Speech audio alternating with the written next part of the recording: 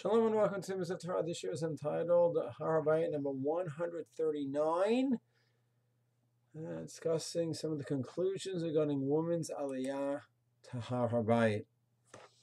There's a svara to say that it's not all or nothing regarding women's aliyah to Har Har Habayit. There are those that say no woman should go up at all. The proclamation from Rav Rabinovich, Rav Lior, and dozens of rabbis said that no woman should ascend at all.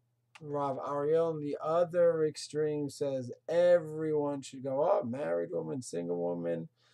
Single woman never learned halachos, so now is the time to learn. And then there's an approach in the middle. Approach in the middle says that married woman yes, single woman not.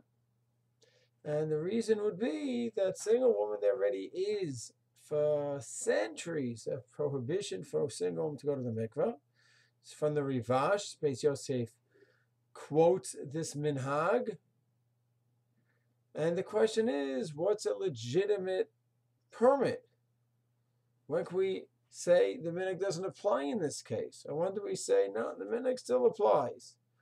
That's one case. So there, one may say, for a woman to go up, a single woman to go up, Har Har Habayit, the prohibition still applies to single woman. Keeping the status quo, as opposed to married woman. Married women certainly go to the mikvah. There's no minhag of married woman not going to the mikvah for Har Har Habayit. So to go ahead and say that a woman shouldn't go to the mikvah and go up to Har Har Habayit, that's creating a new prohibition.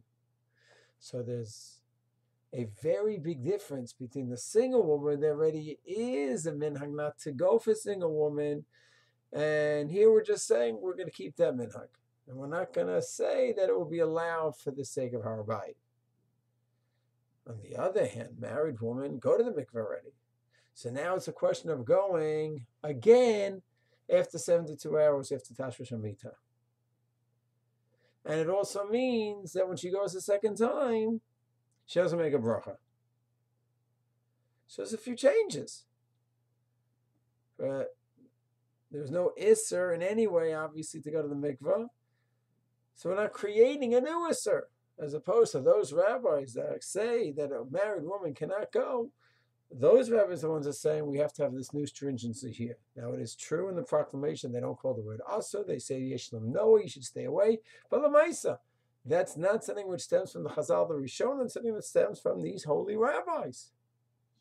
So therefore, I think there's a very good position to mechalek, to separate between a single woman not going and a married woman go over the halachot, which means, no, make sure that the 72-hour halacha is clear, and that there's no bracha on the mikveh the second time, and that the couple, of course, is on the same page regarding Har Har Habayit and Shalom Bayis, and there's never a conflict between the two.